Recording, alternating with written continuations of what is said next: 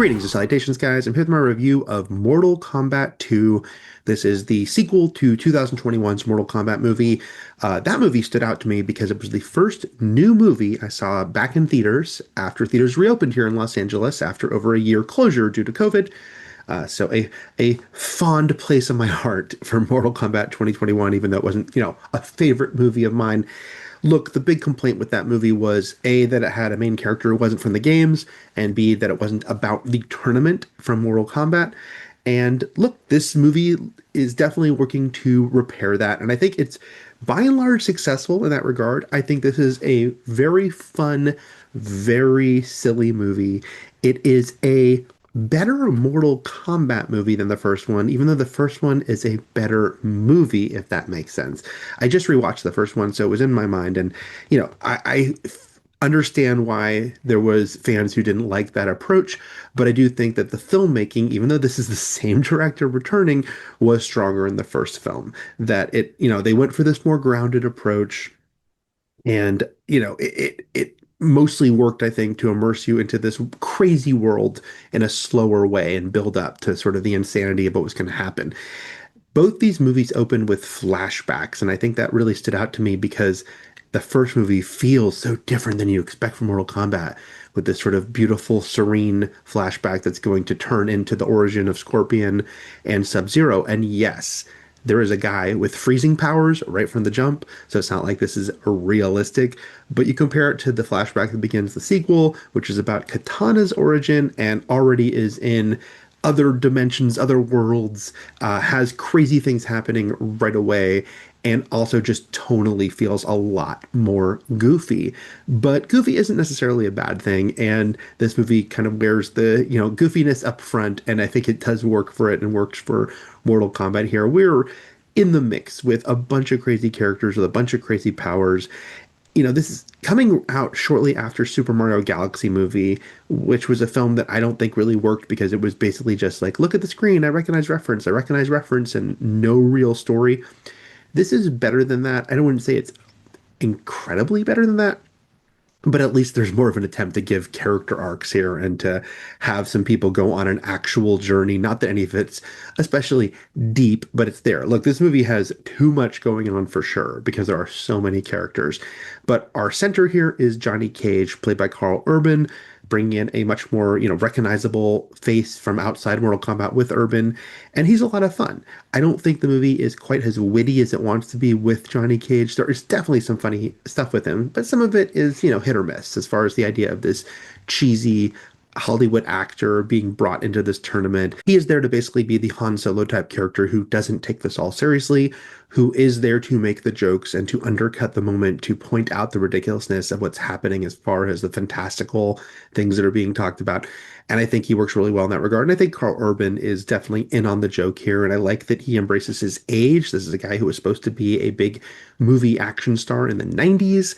And we meet him now, not doing so great, doing the convention circuit, really kind of a shell of what he once was, but he was once a great fighter. And there is some fun material here with him. And I also really like when he gets to bounce off of Josh Lawson as Kano, returning from the last movie.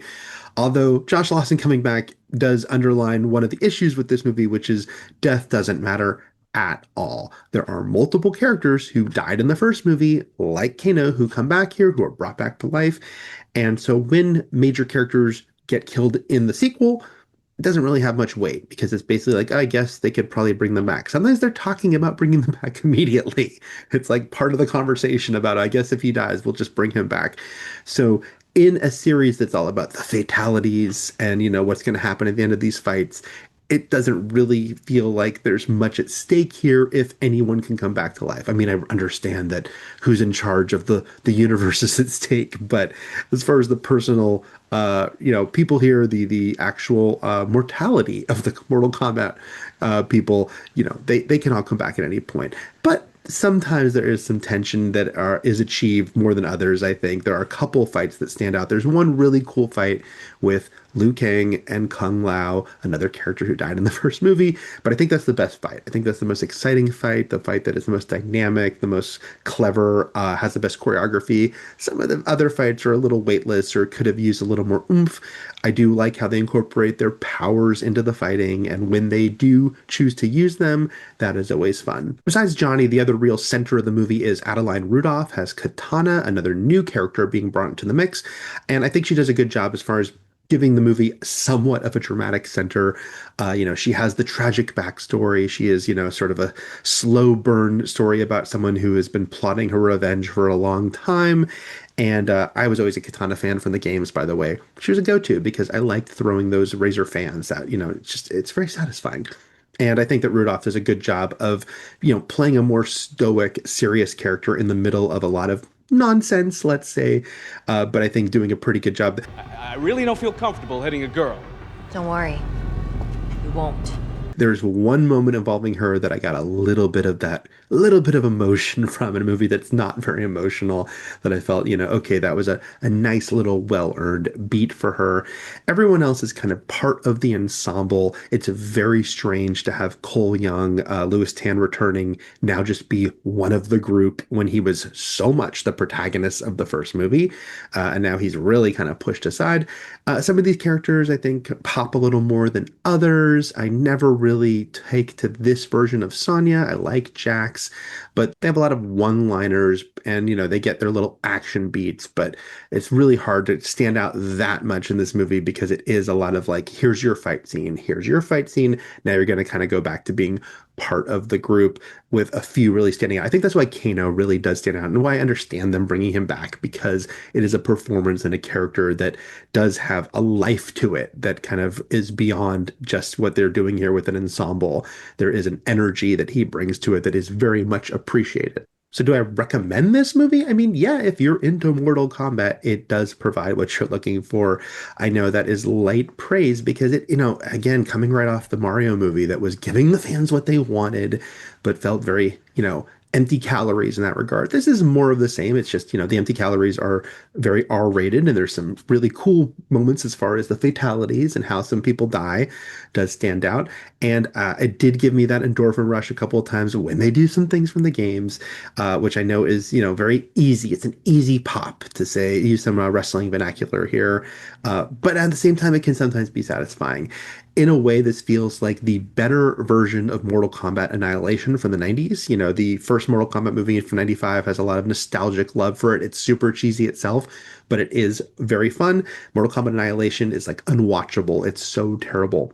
This feels like a proper sequel almost to the 1995 movie. What it's doing, the vibe of it, some of its story elements, because they're taking more from what was in Annihilation, feel more like a sequel to the 95 movie than the 2021 movie, because it is moving away from that tonally in a big way and going back into like, all right, this is just a lot of goofy nonsense. Let's have fun with it. Let's have a bunch of fights and the tournament. So I do think it delivers on that level. You get the music at the end that you want to hear. That song is freaking catchy as hell. So, a light recommendation for Mortal Kombat 2 in that if you go to buy a ticket for a movie called Mortal Kombat 2, I think this is what you're going to want to get for Mortal Kombat 2. So, all right, guys, those are my thoughts on Mortal Kombat 2, which is in theaters this weekend. If you can like and subscribe, that'd be great. Thanks a lot. Take care.